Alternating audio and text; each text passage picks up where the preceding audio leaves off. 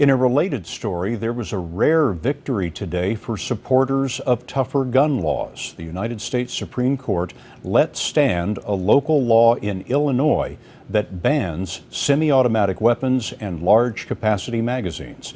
Jan Crawford is following this.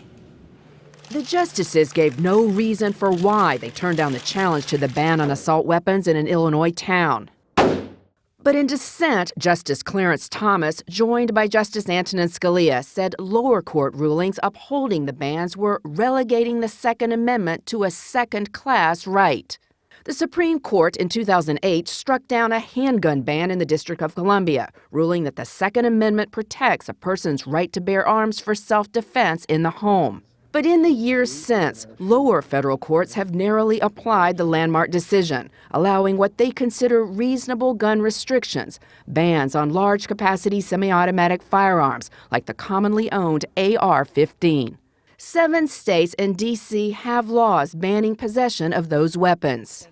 The city of Highland Park passed its ban in 2013. Mayor Nancy Rotering said it was moved to action in part because of the shootings at Sandy Hook Elementary School.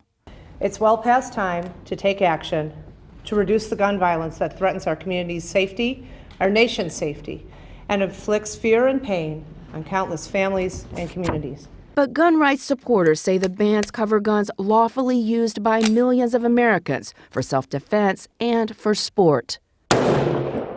Today's order is unlikely to encourage sweeping change. 39 states where such guns are legal have laws blocking cities from passing local restrictions.